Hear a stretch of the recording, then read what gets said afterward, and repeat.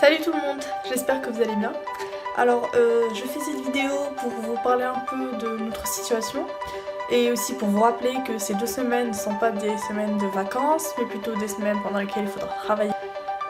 Du coup, même si on est H24 à la maison et qu'on n'a pas le droit de sortir et tout ça, on peut aussi s'amuser un peu, pas juste travailler, mais sans oublier que c'est comme si on était en classe. Alors pour qu'on soit clair, personne ne sait vraiment ce que vous faites. Vous êtes chez vous, vous faites ce que vous voulez, mais il faut être responsable. Et aussi du coup, on ne peut pas rester toute la journée devant la télé, devant un film et à manger, à faire n'importe quoi, c'est pas possible. Il faut quand même qu'on prenne soin de nous et de notre cerveau parce que je suis sûre que si on reste comme ça pendant ces 2 semaines complètes, on va oublier tout ce qu'on avait appris, vraiment.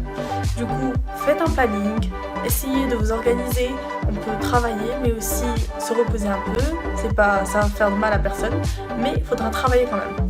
Du coup, faites un planning, faites un programme où il y aura des heures de travail, d'exercice, de révision et aussi des heures de repos, peut-être même des exercices sportifs et voilà. C'est juste pour prendre soin de vous et aussi pas oublier les cours. Vous allez entendre exercice sportif, vous vous dites et puis quoi encore?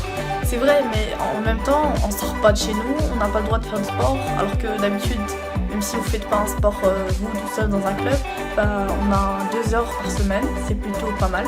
Et là, on en a fait pas du tout, on n'a même pas le droit de sortir. Du coup, je vous conseille de faire quelques abdos, quelques pompes, ça fait de mal à personne. Vous étirez un peu, ça peut toujours faire du bien. Je vous conseille aussi d'avancer un peu dans nos projets de classe. On les a un peu ignorés ces dernières semaines parce qu'on a eu beaucoup d'exercices, plutôt beaucoup d'examens et de cours. Mais maintenant on a plus de temps, on peut consacrer des moments pour travailler et puis si vous voulez lâcher prise, vous pouvez aller voir un peu ce projet-là, avancer un peu, comme je vous ai dit tout à l'heure. Ne vous inquiétez pas, cette période passera plus vite qu'on le pense, j'en suis sûre. Sinon n'oubliez pas de faire votre travail, les profs font leur travail, ils font des cours, ils les envoient, ils font des efforts, ils corrigent les exercices, il faut qu'on fasse de même. À notre retour, il ne faudra pas qu'on soit trop en retard, sinon on ne pourra pas finir notre programme. Du coup, essayez de faire de votre mieux. C'est un peu dur, mais il faudra s'habituer. Sinon, pour finir, s'il y a des profs qui regardent cette vidéo, si les élèves vous paraissent un peu mou au début, on vous envoie pas les exercices à temps et tout ça, on essaye, on s'y habitue peu à peu.